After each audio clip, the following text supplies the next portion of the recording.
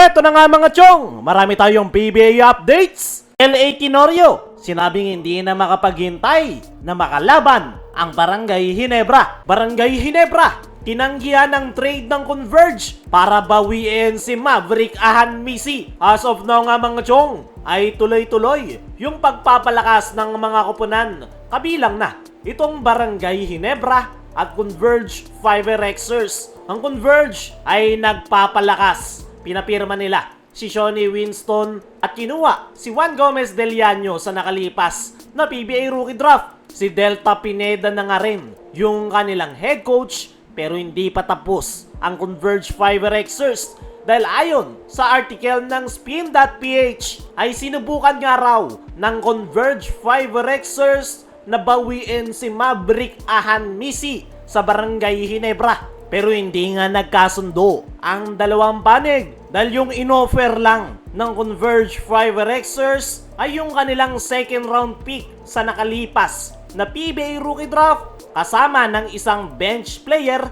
na si Pau Havillonar. Hindi nga yan tinanggap ng Barangay Ginebra at ang kanilang naging counter offer ay yung kanilang first round pick, which is yung naging second overall pick sa kakatapos lang na PBA Rookie Draft. Hindi na nga nagkasundo yung dalawang panig at hindi na natuloy ang trade. Pero bakit nga ba gustong makuha ng Converge itong si Maverick Ahan Misi? Ayon sa ating mga trusted source ay inilagay ng Barangay Ginebra si Maverick Ahan Misi sa trading block. Ibig sabihin nga lang yan mga chong, open ang Barangay Ginebra na bitawan si Maverick kapalit ng isang player na makakatulong sa kanilang koponan. As of now, kasalukuyan pa nga rin nasa trading block etong si Maverick Ahan Misi kung saan ino-offer ito ng Ginebra sa iba't ibang koponan kapalit ng isang big man.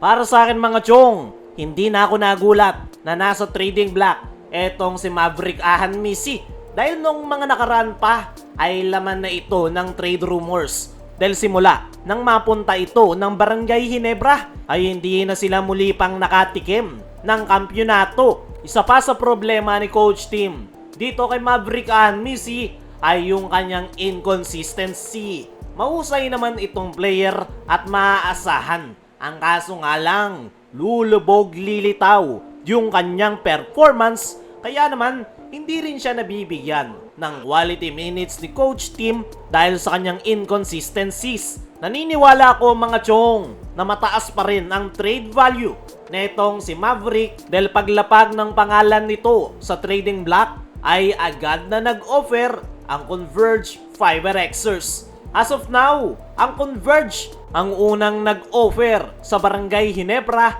para makuha si Maverick. Ang kaso, hindi sila nagkasundo dahil ang gusto ng Barangay Ginebra ay makakuha ng player na makakatulong sa kanilang problema, which is isang big man. Once nga na makatanggap ng trade offer ang Barangay Ginebra involving a big man, ay malaki yung chance na kanila yung kakagatin dahil willing na willing silang bitawan si Maverick Ahan Misi. Dahil kung titignan yung lineup ng Barangay Ginebra ay sobra-sobra nga sila sa kanilang backcourt rotation. Plano nga ni Coach Tim na magbawas dyan at si Maverick Ahan Misi ang unang-una sa listahan para gawing trade asset. In fairness of Maverick Ahan Misi, ginagawa naman niya ang lahat ng kanyang makakaya para tulungan ang Barangay Ginebra.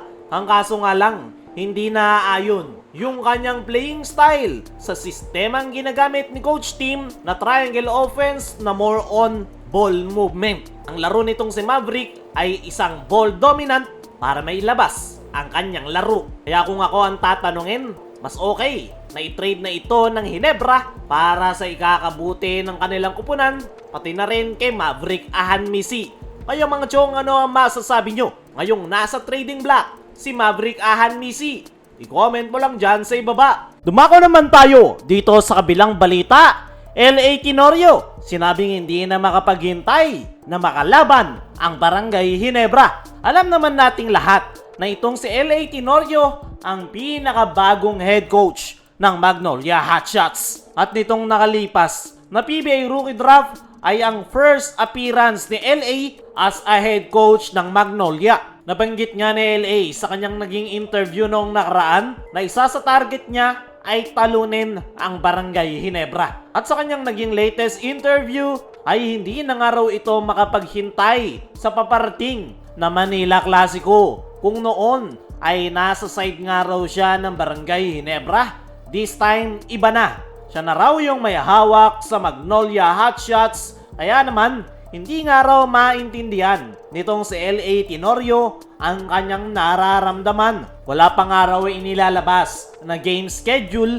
pero ang Manila Clasico nga raw ang kanyang pinakahinihintay. Maraming nga raw kaibigan si LA Tenorio sa Barangay Ginebra, pero once nga raw na magharap sila sa Manila Clasico ay wala nga muna daw kaibigan, kanya-kanya muna sa kanilang trabaho.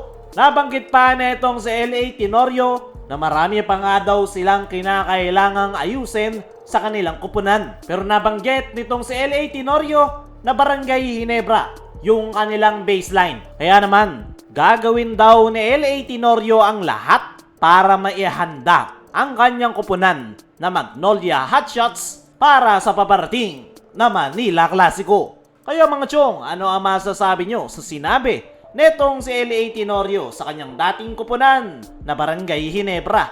Ano rin yung masasabi nyo? Barangay Ginebra, tinanggihan ng trade ng Converge para bawiin si Maverick Ahan Misi. I-comment mo lang dyan sa ibaba.